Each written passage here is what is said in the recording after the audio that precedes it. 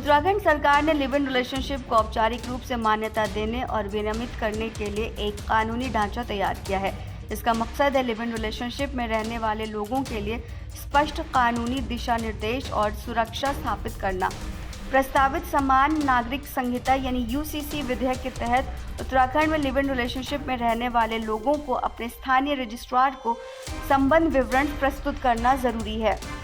इसी तरह राज्य के बाहर लिव इन रिलेशनशिप में रहने वाले लोग अपने संबंधित क्षेत्र के रजिस्ट्रार के साथ पंजीकरण कराने का विकल्प चुन सकते हैं।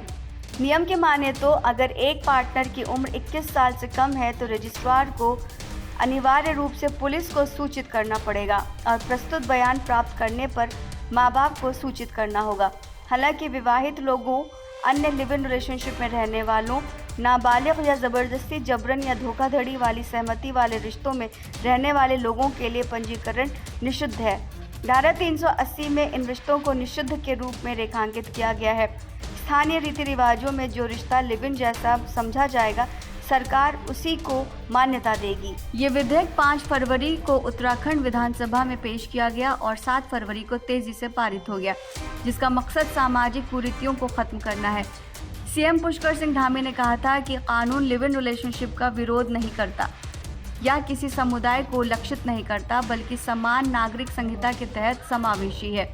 सीएम धामी ने आगे कहा कि कानूनी ढांचा लिव इन रिश्तों की औपचारिक मान्यता और विनियमन, वैधता, पंजीकरण और रखरखाव के मुद्दों को संबोधित करना सुनिश्चित करता है।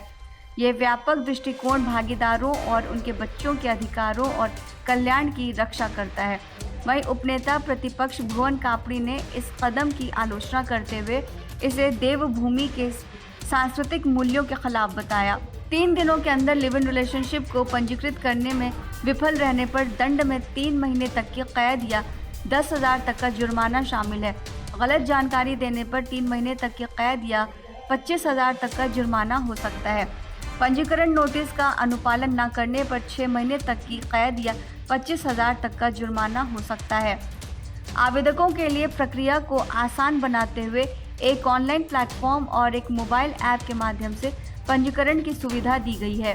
पूर्व आईएएस अधिकारी संतोष सिन्हा के नेतृत्व वाली 9 सदस्यीय समिति द्वारा विकसित रूपरेखा को ऑनलाइन लॉन्च करने की प्रक्रिया अंतिम चरण में है।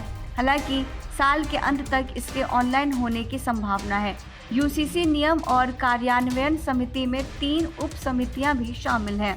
Uniform civil code live in relationship से पैदा हुए बच्चों की वैधता को भी वैध बनाता है और महिला भागीदारों को भरण पोषण का अधिकार देता है।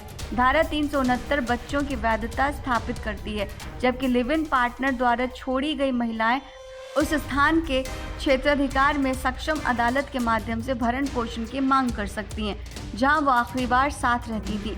प्रावधान के लिए संहिता का अध्याय 5 भाग 1 लागू होगा। धारा 384 में कहा गया है कि पार्टनर रजिस्ट्रार को एक बयान देकर अपने लिव इन रिलेशनशिप को समाप्त कर सकते हैं, जो फिर दूसरे पार्टनर को सूचित करेगा। पंजीकरण प्रक्रिया साल के अंत तक ऑनलाइन और यूसीसी मोबाइल ऐप पर शुरू करने की तैयारी है।